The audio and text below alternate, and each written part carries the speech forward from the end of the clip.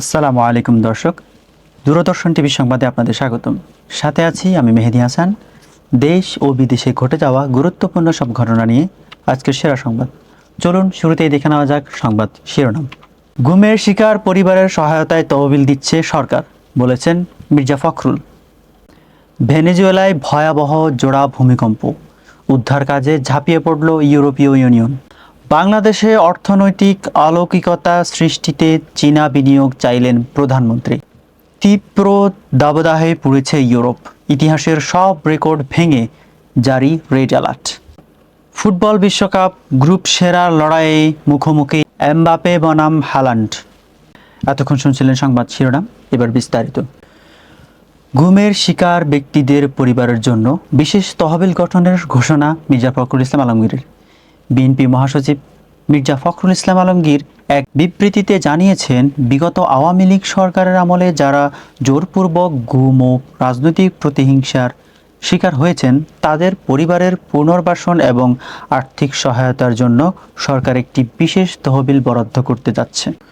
উল্লেখ করা হয়েছে, চলতি বছরের শুরুতেই ঐতিহাসিক নির্বাচনের মাধ্যমে দীর্ঘ 17 বছরের নির্বাসন শেষে তারেক রহমান দেশে ফিরে প্রধানমন্ত্রী হিসেবে শপথ নেওয়ার পর থেকেই রাজনৈতিক সংস্কার ও ক্ষতিপূরণ প্রক্রিয়ার উপর জোর দিচ্ছে নতুন বিএনপি সরকার। ভেনেজুয়েলায় জোড়া ভূমিকম্পে ব্যাপক ক্ষয়ক্ষতি, উদ্ধার কাজে যোগ দিল ইউরোপীয় ইউনিয়ন। গত 24 জুন ভেনেজুয়েলায় আঘাত হানা দুটি শক্তিশালী ভূমিকম্পের পর দেশটিতে মৃতের সংখ্যা লাফিয়ে বাড়ছে। আন্তর্জাতিক সাহায্য সংস্থাগুলো পূর্ণ মানবিক সহায়তার আহ্বান জানিয়েছে।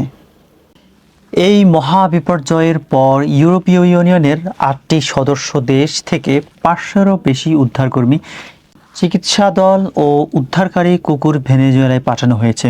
পরিস্থিতি পর্যবেক্ষণে ইইউ তাদের বিশেষ স্যাটেলাইট কোপারনিকাস সক্রিয় করেছে। এশীয় অর্থনৈতিক অলৌকিকতা সৃষ্টিতে চীনা বিনিয়োগ চাইলেন প্রধানমন্ত্রী। বাংলাদেশে একটি বড় ধরনের এশীয় অর্থনৈতিক অলৌকিকতা, এশিয়ান ইকোনমিক মিরাকল গড়ে তুলতে চীনের প্রতি ব্যাপক বিনিয়োগের আহ্বান জানিয়েছেন প্রধানমন্ত্রী তারেক রহমান। তিনি আশ্বস্ত করেছেন যে বিদেশি বিনিয়োগকারীদের জন্য বৈষম্যহীন আচরণ, আইনি সুরক্ষা এবং আইন অনুযায়ী মূলধন ও লভ্যাংশ নিজ দেশে ফেরত নেওয়ার ক্ষেত্রে পূর্ণ সুবিধা দেওয়া হবে। একই সাথে ব্যাংক খাতের সংস্কারে বিশ্ব ব্যাংক থেকে $450 মিলিয়ন ঋণ পাওয়ার বিষয়টির পাশাপাশি সরকার আন্তর্জাতিক মুদ্রা তহবিলের IMF-এর কাছেও পুনরায় ঋণের আবেদন করেছে। তীব্র দাবদাহে পুড়ছে ইউরোপ, ভেঙেছে তাপমাত্রার সব রেকর্ড। জুন মাসের শেষ সপ্তাহে এসে ইউরোপ জুড়ে রেকর্ড ভাঙা চরম দাবদাহ শুরু হয়েছে।